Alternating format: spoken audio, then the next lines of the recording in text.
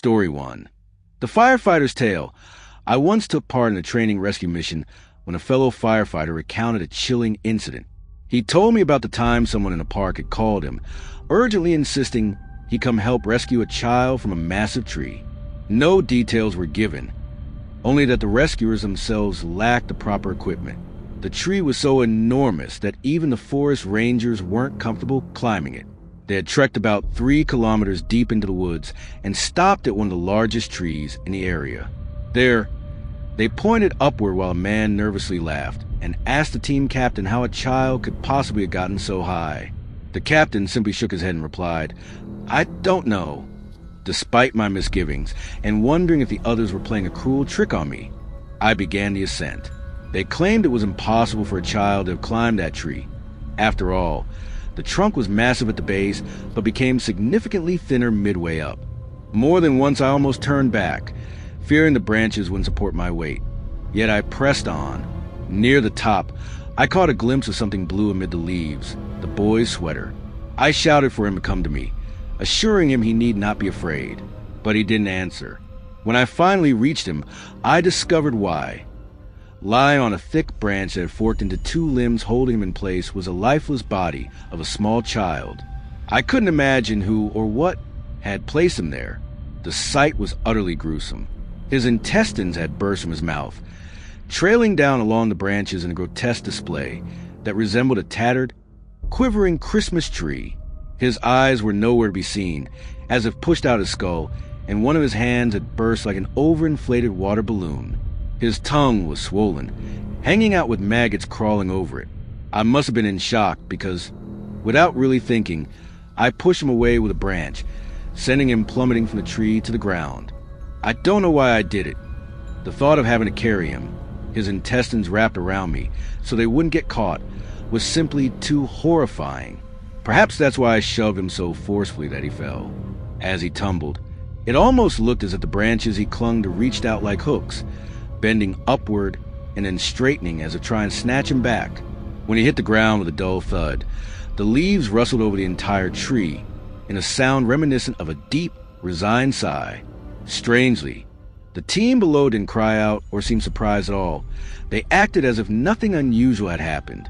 I then began to climb down.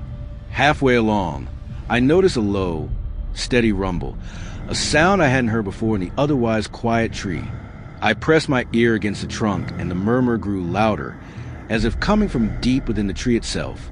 Once I reached the ground, I immediately confronted the captain, demanding to know why I'd been sent on a rescue mission if everyone already knew the boy was dead. The captain only shrugged and told me not to worry, thanking me for bringing the evidence down. I remember his tone. It was as if he were proving that no little lost child could ever have suffered something so utterly horrific. As we gathered our things, I tried to make sense of what had happened. It was almost as if the boy had been sucked into a giant vacuum that removed his innards, yet there were no other injuries on his body. On our way back, I glanced up at the tree. All the branches hung straight down, and most of them bent in our direction, as if silently bearing witness to the unspeakable event. Story 2. The Faceless Encounter. The other day I ran into an old friend, Anders, a fellow forest ranger I hadn't seen in a while. As we caught up, I mentioned a time when we found a man who had fallen into a mountain crevasse after being terrified by an encounter with a faceless man. Anders then eagerly shared his own experience of meeting that very same creature. He began, "A few months ago, I was on a training mission. That evening, I was half asleep in my tent when I heard someone moving around just outside the campsite.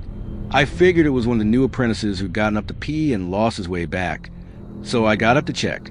I walked to the edge of the camp and called out to whoever was out there, telling them the camp was this way, but they walked off in the opposite direction, and I ended up following them, though that was unwise, as I was still half asleep and didn't really want to help someone who might end up hurt. I followed this stranger for about 1.5 kilometers until he finally stopped. I called out, 'By the river,' because the moon was reflecting off the water, and in the faint light I could just make out his silhouette. He looked like an ordinary man. He wore a backpack and faced away from me. I asked if he was all right, if he needed help, but my words came out slurred. I always carry a pocket knife, so I pulled it out, but he was breathing very deeply and heavily.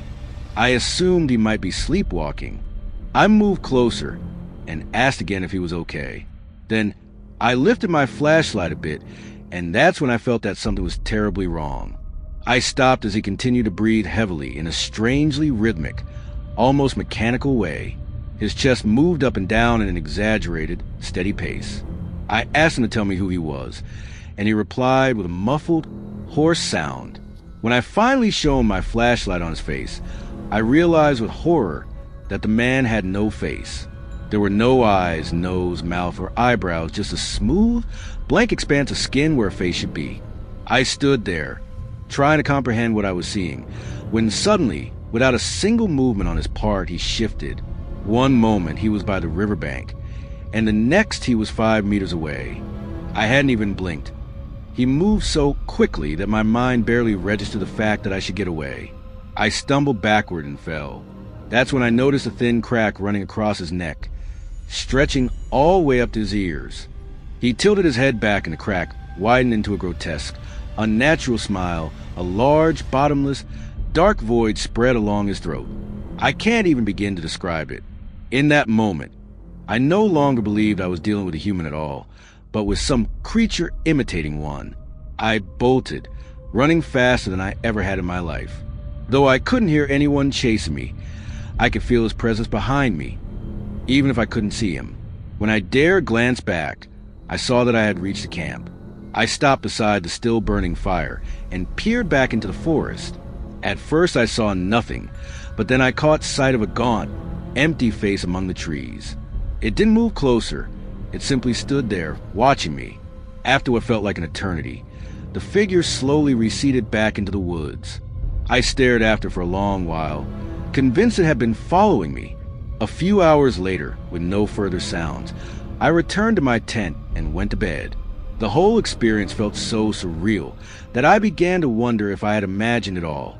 I never brought it up with Anders, and to this day I still wonder what made that faceless man stop by the camp and then withdraw. Perhaps he disliked the dust from the fire, or maybe he'd simply had enough fun with me. I don't know. That encounter reminded me of another story. A tale I'd once shared about a man trapped in a mountain crevasse with a broken leg, who, from above, had seen a faceless figure staring down at him. One time, while on assignment, we forest rangers gathered around a campfire to exchange ghost stories, both to scare each other and to mock those who were easily frightened. One of the women told a story that really struck me. She claimed it was true, though, of course, every storyteller insists their ghost tale is true, yet something in her tone made me believe her. She recalled that when she was little, she and her best friend often ventured into forests near her home in northern Maine, a region of dense, uninhabited woodland.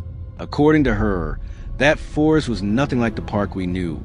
In some places the trees grew so close together that they almost completely blocked out the sun. Although she and her friend weren't scared of being alone, everyone knew, by an unspoken rule, that no one should wander more than 2 or 3 kilometers into the forest. The adults never explained why, but tales abounded of enormous bears, as big as houses, roaming the woods. She even remembered a summer thunderstorm that felled many trees and sparked a wildfire just a couple kilometers from her home. The firefighters eventually brought the blaze under control, but she said that some of them returned looking as if they'd been in a war, completely traumatized. My friend even referred to them as the Walking Dead. They never smiled or spoke as they passed by, and most of them left town as soon as the fire was out.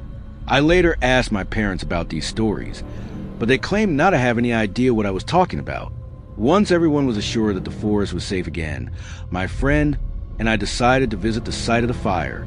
We didn't tell our parents where we were headed, and there was a certain thrill in our small act of rebellion. After about 3 kilometers of walking, we began to see the remnants of burned trees. I remember my friend growing upset when we found the skeleton of a deer beneath a tree.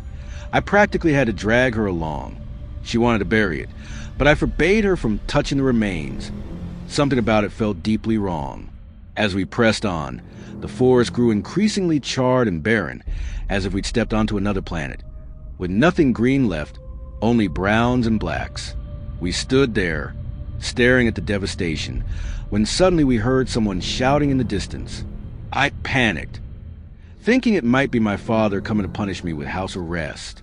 My friend ducked behind a rock, fearful of being discovered since her parents had forbidden her from going out. I followed her as we listened intently.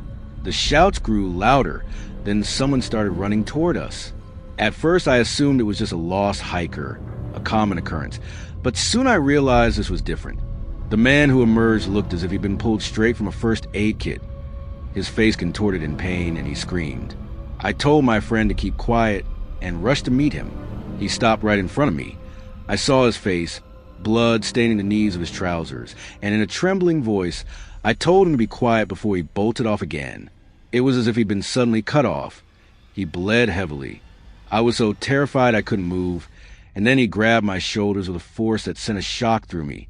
Simultaneously, he began to babble incoherently, asking over and over how long he'd been gone and where his troop was. I could only shake my head in confusion. He scrutinized me from head to toe, and then, emerging from behind him, he started screaming once more. As he continued talking and rubbing his face, I noticed something odd about his clothes. He wore a gray fabric jacket and matching trousers that looked almost formal. The jacket had gold buttons and a collar, and the lower part of the sleeves resembled uniforms from the Civil War that we'd seen on a school museum tour. I kept shaking my head, utterly unable to understand his rambling. I tried to open a first aid kit for some semblance of help, but then he screamed again, shouting one of the few phrases I could understand. "Don't touch me, you'll send me back there." After that, he ran off, his screams echoing until they faded away. I turned to see my friend in tears. I took her hand, and we slowly made our way back to town. She kept asking what had happened and who that man was, but I couldn't bring myself to explain. When we finally reached home, I told her I didn't want to discuss it any further. We remained friends, but we never speak of that man, never.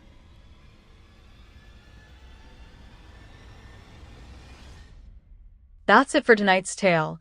But don't worry, there's always more where that came from. Be sure to stay tuned for even more nerve-thrilling horror stories every single week. If you haven't already, hit that subscribe button and join us here at the Hollow Horror. You won't want to miss what's coming next. Until then, stay safe. Or stay scared. See you next time.